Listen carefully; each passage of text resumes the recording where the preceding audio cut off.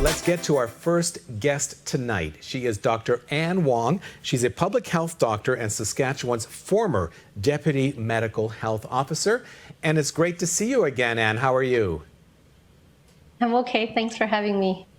We want to talk here at the beginning here about the school plan that was announced, where essentially the government is saying that the school boards can decide on their own what kind of protocol they're going to have for the return to school and dealing with the COVID-19. What do you make of that? I think that has reflected in the criticism and anxiety, discomfort faced by both the educator, school administrators, and the parents. It shows a drastic difference than how the Saskatchewan government had reapproached reopening of other sectors of the economy and society earlier on, whereby a standardized protocol and instruction and recommendations were applied throughout the province. So it does appear to be a bit of a offloading of responsibility from the government to me. And how do you feel about that? Like, what are the ramifications of offloading that responsibility, as you say, to schools? I think it's important to keep in mind that we're talking about public-funded education here, and that a lack of consistent policy and the ability to reassure parents and teachers that the plan is safe and sound has the potential to create inequity down the road. Namely, that parents and segment of the society who can afford to keep the kids at home through online learning or individual private pod or cohort with a homeschool teacher could do so. But many of the students or children of essential workers who cannot afford that will be left out. So it has the danger of creating less safe school environment for everyone, and that could result in the school being an amplification of transmission events down the road. Well, if that's the case, what are some of the questions that parents should be asking or observing in their schools before they send their child into that classroom? I think we have to keep in mind that the virus hasn't changed, and then we know that physical distancing through a reduced class size will both reduce the individual exposures to potential virus, as well as reducing the number of potential contact that the public health will have to trace and test should an actual infection has been identified in a school setting. So I think the ask for the government to reduce class size is a very important and fair ask from the school and the parents.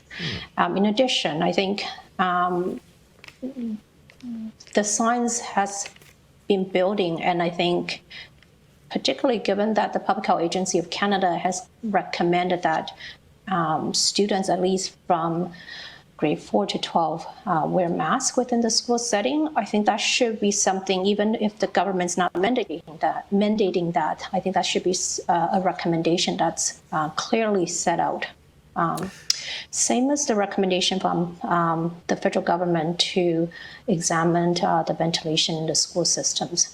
And so it's quite surprising that that the government has so far not included these updated recommendations for safer school reopening from the government, from the federal government. You talk about reducing class size to encourage physical distancing. So if you're a parent, what numbers would you feel comfortable in a typical classroom that normally has 25 students is the average in Saskatoon and Regina? So what would you feel comfortable with? And so I have seen the educator have actually done some actual calculations based on the typical classroom size. And so I think this is where the US CDC has derived its maximum class size of 15. And perhaps if it's a bit smaller class size in Canada, 15 would be considered maximum. And another example that we've seen is the successful reopening of schools in Denmark, where the class size has been kept at 12 as the maximum. So I would think that given the typical classroom dimension, the class size of 15 as the maximum would be an important consideration for going forward. You mentioned ventilation and proper. What is proper ventilation in the context of dealing with COVID-19 in a school? All right. I'm not a building science expert or HVAC professional, but what we've learned is that because the potential of the coronavirus to be lingering in the air, the more we could dilute it and the more we could remove any presence of the virus, the safer it is for everyone using that space. So by that, it means increasing the proportion of outside air that's circulating within the school classroom building, either by natural ventilation, such as opening window or door, or by introducing a higher proportion of outside air intake through the school heating or ventilation system. That serves to, sorry. No, you go ahead, Anne. You didn't finish your point. I apologize. Carry on. Oh, no worry. And so another thing then is the at the highest efficiency of filters that the school heating, ventilation, or if they have air conditioning system can afford. And that serves to remove air contaminants such as the coronavirus from the indoor airspace. There are studies, and I was looking at one in the Lancet. Let me just see here. Yeah, the Lancet Child and Adolescent Health. I mean, Lancet's a credible publication, I believe, but it talks about the mild cases of children who get COVID, up to 10 years old, that they're mild, that they don't seem to affect them in any great way. So one wonders, how important are these measures for kids that age? Like, are we paying another price in affecting the quality of education when you're trying to deal with COVID? What are your thoughts on that? I think the science around children, and particularly younger children, in terms of their risk of becoming infected and the risk of them acting as a vector transmitting the virus, is obviously evolving. But I think we have mounting evidence suggesting that the earlier data showing lack of infection and transmission from the younger population group may be a bias due to our lockdown measures and the school closures.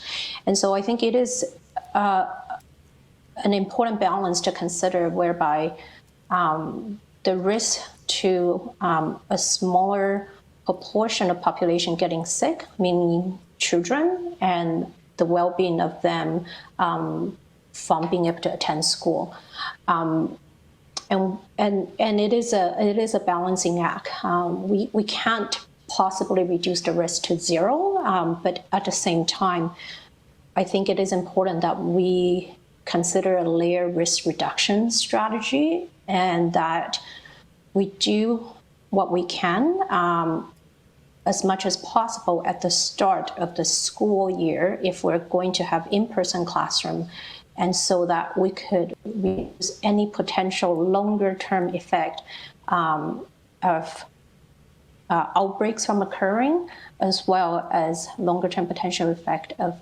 children with COVID-associated chronic conditions, and which we don't really quite know yet because we just don't have the amount of time to have those kind of data.